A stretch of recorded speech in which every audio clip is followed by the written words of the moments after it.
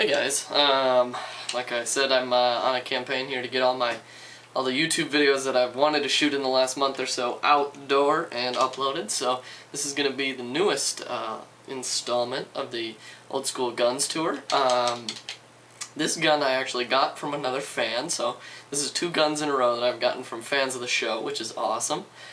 This gun, when he told me he had it, I was like, what? I don't even know what kind of gun that is. So, you know, unlike most of the Old School Guns tours where I just kind of show you the gun and then just kind of rant and rave about what I remember about it or what I've been, read about it. This is a gun I actually had to go out and do a bunch of research on because I had no idea what this gun was. It's a ZAP gun. ZAP mostly made like Spider knockoffs and these sorts of things. Kind of like 32 Degrees used to do all the time, but they also made all sorts of other good stuff like Chronic paint. Anybody who has played, you know, in what, 2000, 2001, 2002, right in there, Chronic was the nicest paint around. Some of the best stuff ever, and ZAP made that. And they also made this gun, which was designed by the same guy who designed the Stingray, which is why it shares Stingray barrel threads.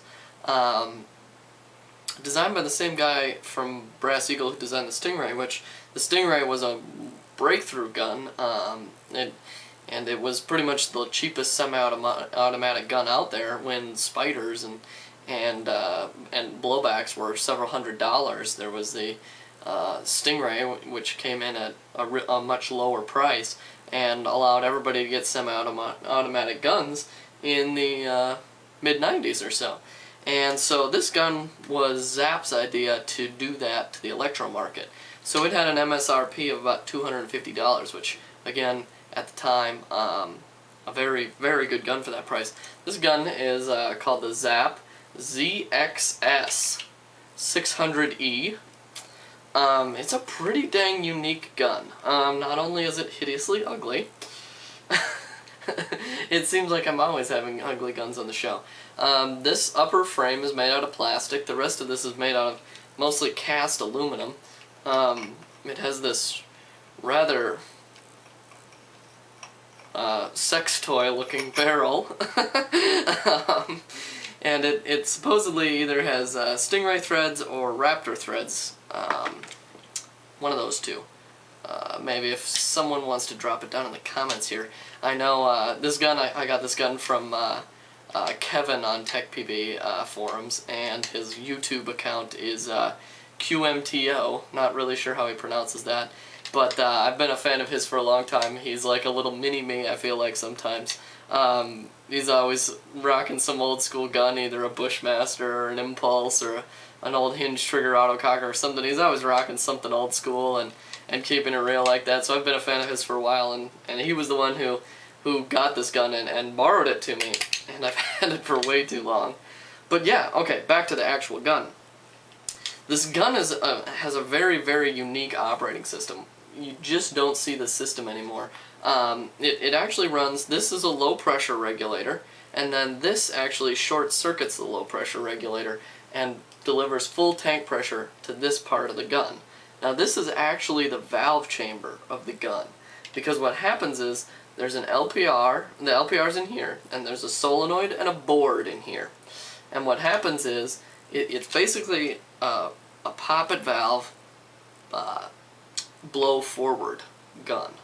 And so what happens is when you pull the trigger, the solenoid triggers, air flows into the back of the bolt, and the bolt gets pushed forward, and the bolt has kind of a profiled ramp piece on it, and when it lines up, when it closes, it hits the poppet valve. And the poppet valve, unlike most guns where when you hit the poppet valve you hit forward on the poppet valve, you hit down on this poppet valve. There's kind of this inclined plane that hits the poppet valve and blows it out, and then it has a spring return on the bolt, so the bolt returns. So it's like an inline, I don't even know how you would describe it in modern terms, but it's a poppet valve blow forward gun.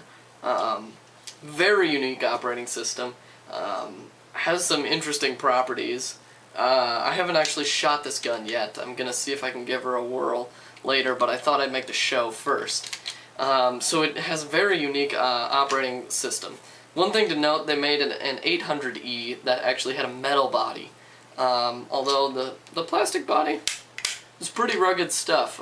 You know, it survived from when this gun was originally, see, I got my notes sheet from all my research because I don't know all this stuff off the top of my head. It was released in 2001 at 2001 International Amateur Open. Another couple of really cool stuff about this is it's a 2001 gun with a fully multi-mode board. It doesn't have like PSP mode or whatever, but it has full auto, burst, semi-auto, you know, stuff that guns twice its price didn't have at the time in terms of electronics. The board was capped, however, at 11 balls per second, which means you can go out, well, okay, last season you could go out and play with it. Yeah, so the MSRP was $250, which means they retailed for $230 or so. Again, another gun in the list of guns that the Ion took credit for, which is budget-level electro-pneumatic guns, because this is quite a nice gun. The trigger pull, although the trigger is horrendous and the frame looks terrible, you can actually walk this quite well. So in semi-auto, you can probably run it right up against that 11 BPS. Yeah, you know, in my research on this gun, I found out that there is no Vintage Rex entry on this. If you guys don't know what Vintage Rex is, you should know if you're watching this video, because Vintage Rex is it's from M. Carter Brown, or it's hosted on M. Carter Brown, and it's a catalog of pretty much every gun made, almost, when it was released, how it works. Quite a nice place, but there's no Vintage Rex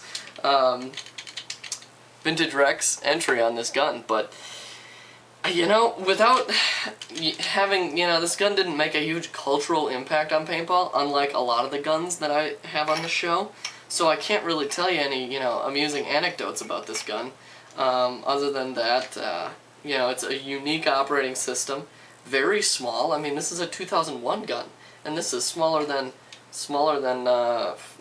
you know, even some 2005 guns. So I mean, it's an impressive gun for a lot of reasons. But I think the thing that killed it, and I think this is agreed upon in every thread that I read about this gun, is that ZAP's insistence on making it an entry-level gun made the tolerances and the quality pretty low. I mean, this is all cast parts and stuff, and you know, that makes it kind of, it's a little bit heavy. And you know, plastic bodies have never been, you know, plastic on paintball guns has always been kind of an iffy proposition. So, not that they don't work or can't work, it's just that, like, the market doesn't think it can work.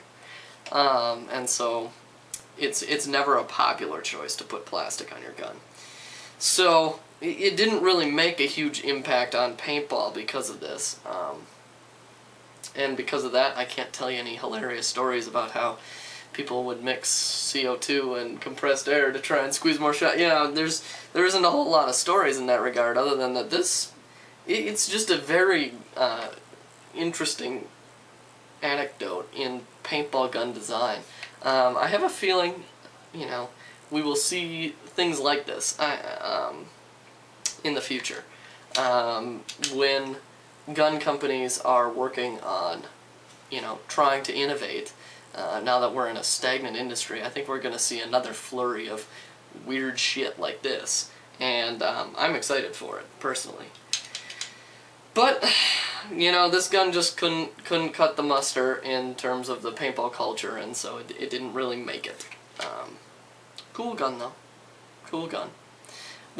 I guess one interesting thing is you get full tank pressure at your valve, so it literally doesn't have a high pressure regulator. It only has an LPR. Aren't too many other guns that do that. So, cool gun though. Cool gun, and I'd like to thank Kevin, QMTO, on YouTube. Check out his channel. Say thanks to him, and if you have an old school gun, hit me up sometime. There's quite a few guns that, again, I haven't bought in a long time, I haven't owned in a long time, that I'd like to get on the show. So hit me up with with what you got, what your closet yields, and we'll do more of these. So you guys have a good night, and talk to you later. See ya.